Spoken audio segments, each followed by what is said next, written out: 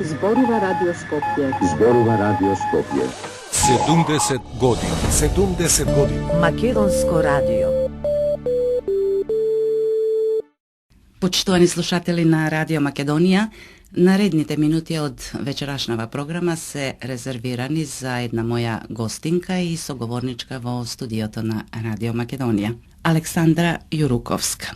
Повод за разговорот со неа во вечерашнава програма е нејзината книга, што неодамна излезе од печат, која носи еден, барем според мене, интересен наслов «Ткаење на текстот». Александра, првин, добро вечер. Добре дојдовте во Македонското радио и во програмата на Радио Македонија. Ова студио вам ви е познато, бидејќи еден период од вашиот живот го минавте пред микрофоните на Македонското радио. Така, добро вечер, добре ве најдов, благодарам за поканата, повеќе од познато. Може би нема да претерам ако кажам дека се чувствувам како дома. И кога веќе влегов овде во студиото, го видов микрофонот и ја почувствував чујата, сватив колку многу ми недостигаат, нели? Да, Дури да. самиот мирис на студиото, луѓето што биле во радио знаат за што говорам. Драго ми е што сум вечерва со вас и со слушателите и што еве ќе споделам некои мои размисли и секако ќе споделам дел од она што значи книгата «Ткаење на текстот». Значи, еве можам и на почетокот да кажам, практично имам два повода што ве поканив вечерва да бидете гостинка во нашата програма. Првиот повод, веќе го кажав, е ткаење на текстот, а вториот повод е јубилејот кој Македонската радиотелевизија оваа година го одбележува, 70 години јубилеј, кој заслужува, се разбира, секаква почит, значаен јубилеј. И во рамките на одбележувањето на овој јубилеј ние имаме една рубрика која е насловена Луѓе и настани, во која што е предвидено да разговараме со наши колеги кои што некогаш биле пред микрофоните на Македонското радио и дел од колегите кои што и во овој момент својот работен век го поминуваат во студијата на Македонското радио. Но тоа да го оставиме како втор дел од разговорот. Како едно кусо запознавање на нашите слушатели, која сте вие, јас ќе кажам само неколку реченици од вашата биографија. Значи, Александра Јуруковска е родена во Скопје во 1981 година. Дипломирала на катедрата за општа и компаративна книжевност при Филолошкиот факултет Блаже Конески, исто така во Скопје. Во 2012-та магистрирала со труд од областа на интердисциплинарните односи на книжевноста и медиумите. Нејзини новинарски текстови, рецензии и есеи се објавувани во Наше писмо, Културен живот, Театарски гласник, Спектар, Литературен збор и разгледи. Па еве, Александра, да започнеме. Зошто токму ткаење на текстот? Така, интересно ми е дека ви се допаѓа насловот, нели тоа беше мојата тенденција.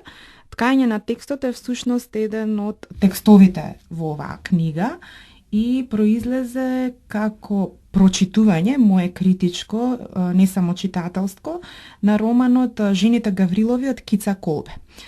Не би сакала да го раскажувам романот, само ќе кажам дека целото действие се врти околу ткаењето, значи околу разбојот и цела таа филозофија на ткаењето.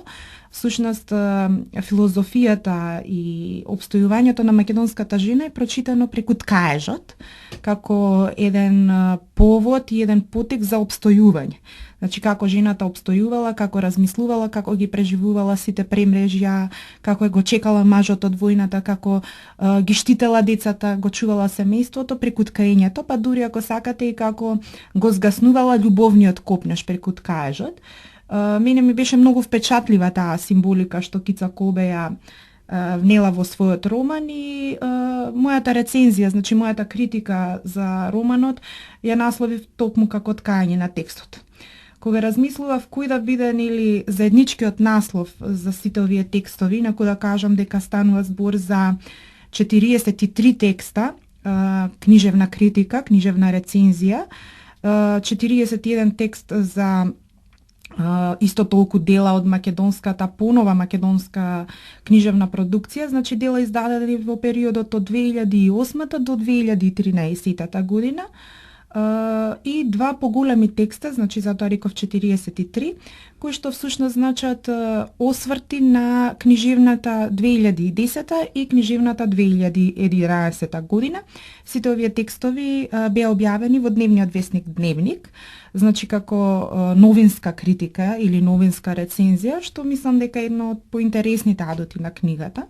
И кога да се вратам на насловот, да кажам зошто го одбрав како обединувачки, кога размислував што би ги обединило овие 40 на текстови практично за различни дела, мене ми се виде како читател и како книжевник интересно, затоа што не знам колку е познато, меѓутоа во теоријата на книжевноста текстот и текстурата многу често се поврзуваат. Токму она што го зборев претходно со ткаењето, дека текстот како книжевен текст, како размисла ставена на хартија, многу често се поврзува со текстурата, значи со ткаењето, со шиењето, со креирањето. Па од тука ми се види интересно дека процесот на креација може да се стави нели под наслов ткаење на текстот и другата компонента е она нели мојата, да речам сега, критичка и промислувачка, дека всушност самото читање и промислување на секој од овие 40 на дела доаѓа како ново ткаење на еден нов текст.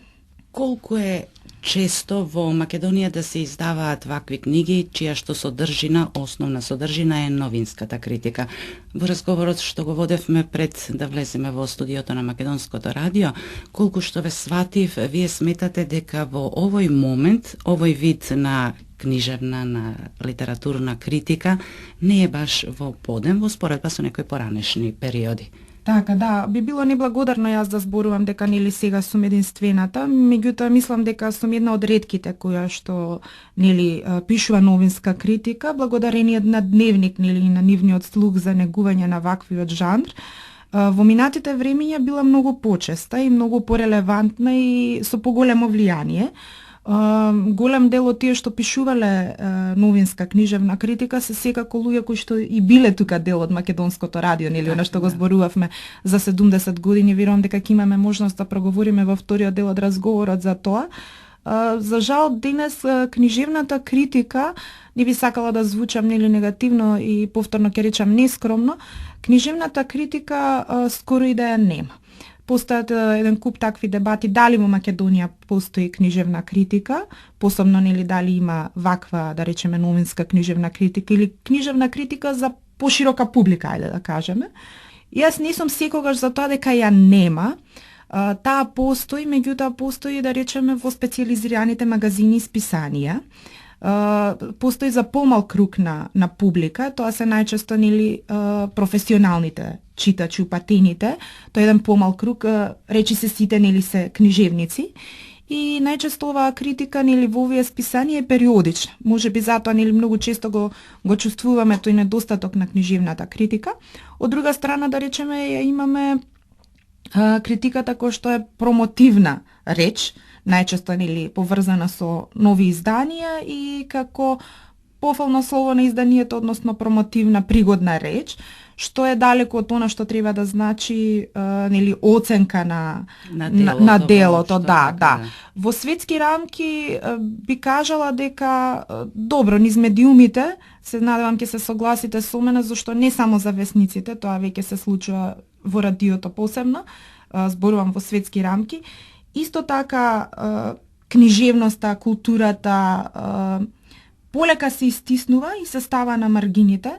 Значи постои една тенденција редакциите за култура или рубриките во печатените весници, ако сакате, да се, како да кажеме сега, да се поистоветат со оној дел од забава и шоу бизнис. Јас правев големо истражување за тоа во мојата магистерска теза, затоа е таа интердисциплинарна, затоа што споив моето искуство и моите две љубови, или книжевноста и новинарството, ги споив во таа теза, каде што едно моје поглавје дури го нареков кога големото ништо зазема место, во смисла дека на сметка на културата, на вестите од културата, на случувањата од културата, па дури ако сакате и на текстовите за книга, да. Нели освртите и рецензиите, се поголемо место се дава на жолтиот печат, нели на таа пинкизација, шундизација, ако сакате. Значи, постојат повеќе термини кои што комуниколозите и теоретичарите на културата ги користат. Тоа и кај нас го има, нели? Затоа, нели, велам дека можеби една од поретките појави дека еве јас, односно дневниот весник, дневник и уште неколку мина, го негуваат овој новински книжевен израз, што за мене како читател пред се и љубител на книжевноста е жално, затоа што и јас сакам да прочитам, нели, некој да даде некој што подобро разбира да даде став. Свој виден. Знаете, во светски рамки ако Times или New York дадат оценка за некое дело, тоа значи дека тоа дело ќе опстои или нема да опстои на пазарот. Кај нас не можеме да кажеме такво нешто.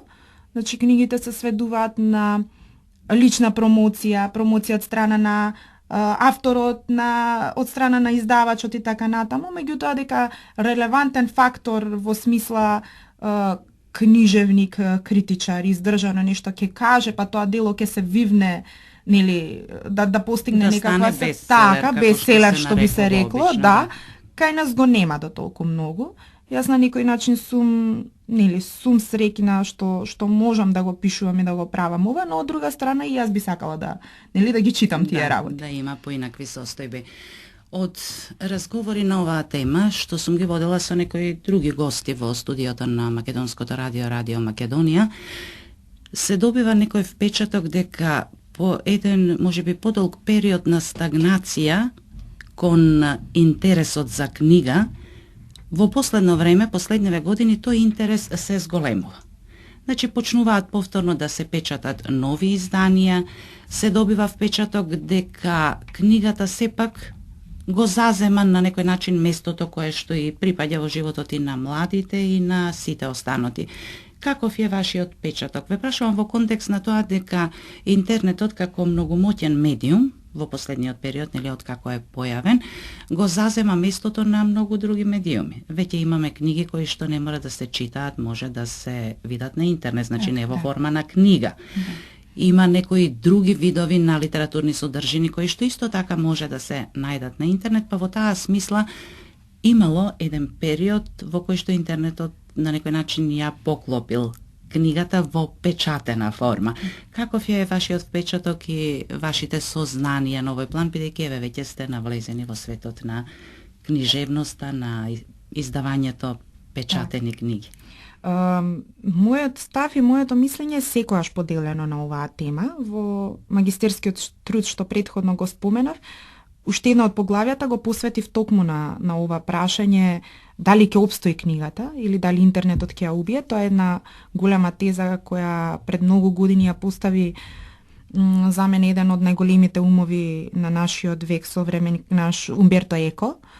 И тој истото го праша, тој го предвиди интернетот и неговото влијание, значи неговата експанзија, и праша дали книгата ќе опстои. И даде многу примери во кои практично книгата се сели, нели, и ја губи својата автохтона територија, нели, печатената книгата која можеме да ја држиме во рака. Јас не би рекла дека книгата нема да опстои, дека ќе се изгуби. Оние што сакаат да читаат, секогаш ќе читаат. Можеби ќе се менуваат начините на кои ќе доаѓаме до неа. Веќе споменавте преку интернетот, значи имате страници кои што слободно се симнува книга.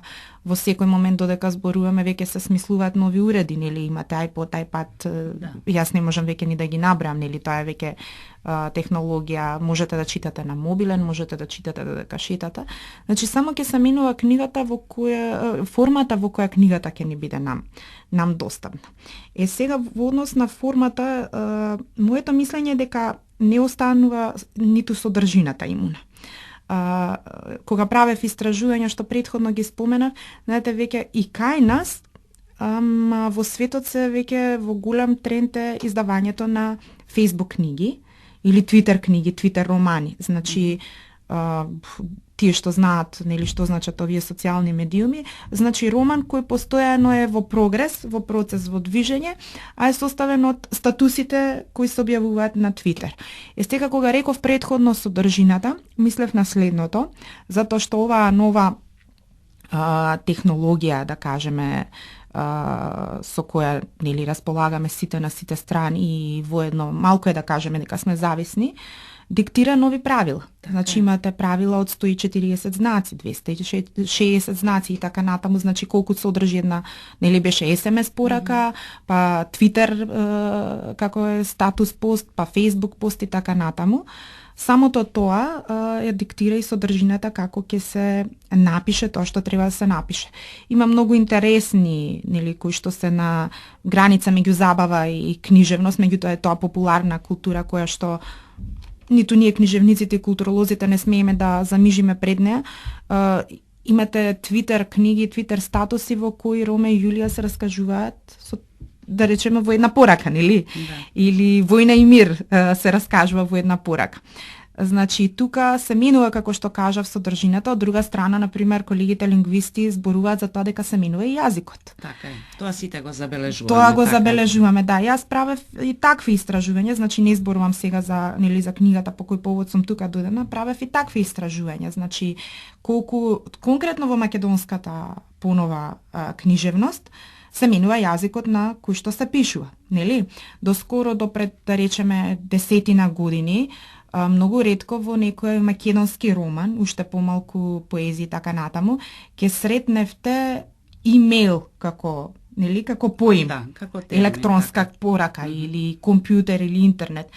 Јас како медник некаде во тоа истражување го земав романот.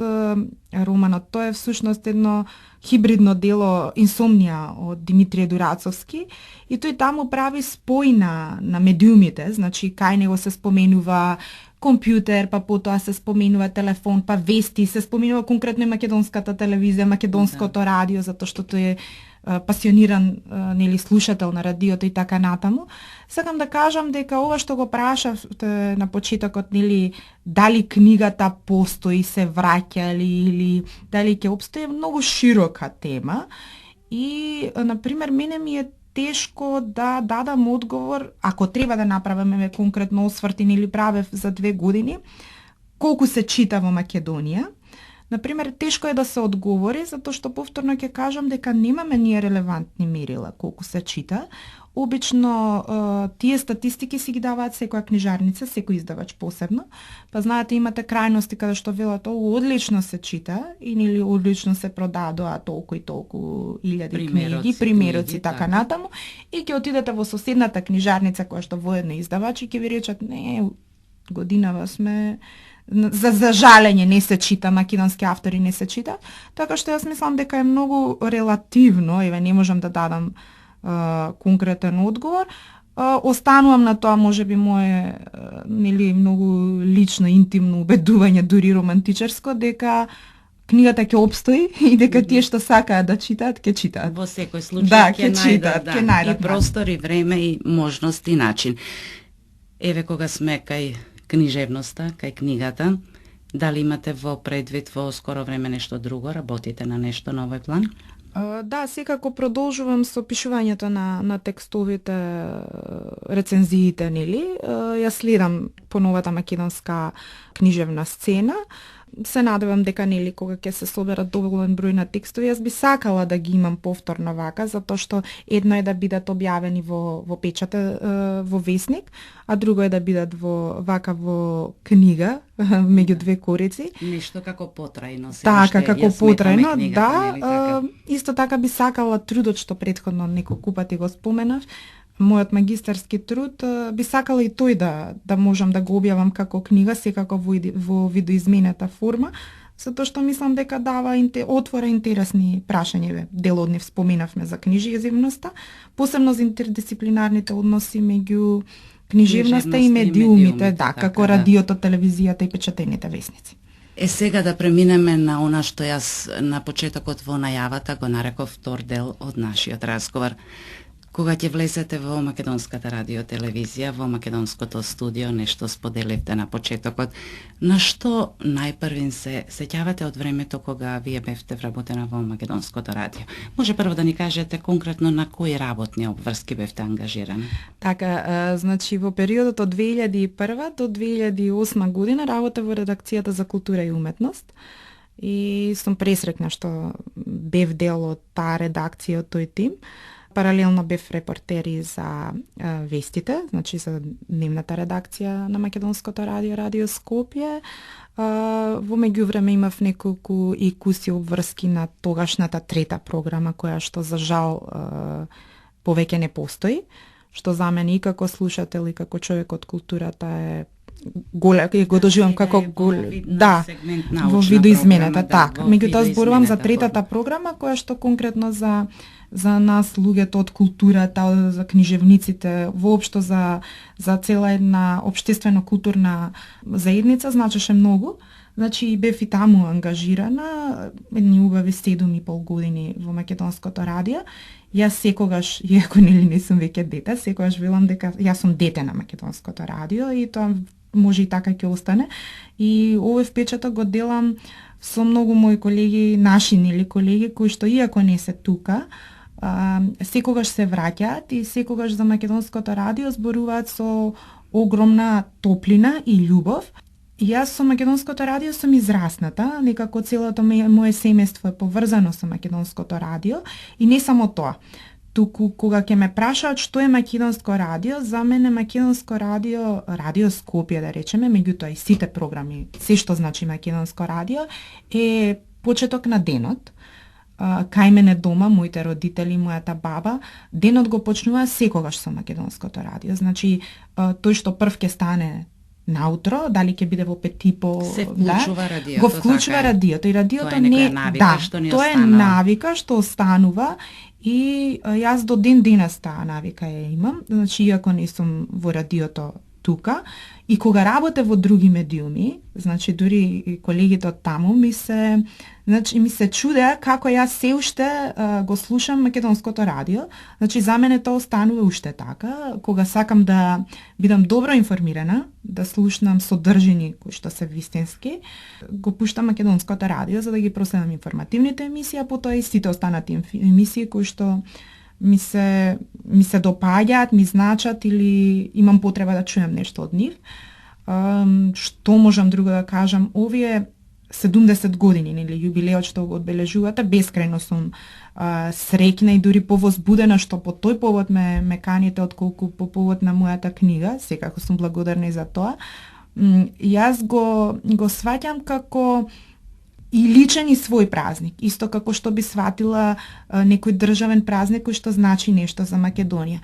Значи секој 28 декември, кој што е роден ден на нашето радио, јас не пропуштам на сите мои колеги и пријатели да кажам да ни е вечно радиото, затоа што тоа така го мислам, затоа што Македонското радио е неизоставен дел од идентитетот на Македонија.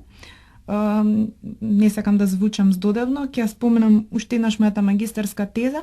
Значи, најголем дел од тезата го посветив токму на Македонското радио, на овие компоненти поврзани со културата и со книжевноста. И сакав да покажам како преку обстојувањето на јавниот, на националниот сервис, значи, намерно ги користам двата термина, затоа што за мене се неизоставни, не сакам да се свати во лоша конотација, меѓутоа тоа е сепак национален символ, како јавниот сервис има огромно значење за креирањето на државата, на мислата во државата, без разлика дали е тоа општествена, политичка, верувам ако викнете некој нели од политичката сфера, тој ќе ви зборува за тие компоненти. И јас како нели човек од културата, како човек од книжевноста и јазикот, нели сум тесно поврзана со тоа. А за мене кога истражував, значи еден од најбитните репери за обстојбата, за еволуцијата, ако сакате, на македонската мисла, културна ќе кажам, и јазична, е токму Македонското радио. И понекогаш дури и лично ги чувствувам нели непријатно сите состојби кои што се случуваат тука. Имаше период додека работев нели кога се случуваа големи турбуленции. Јас бев многу млада, значи кога почнав да работам имав 19 години. И за мене од една страна беше предизвик, но од друга страна и голема одговорност да работам со луѓе кои што никогаш ми значеле, како да кажеме, идоли, гласови. Сте ги слушале на радио.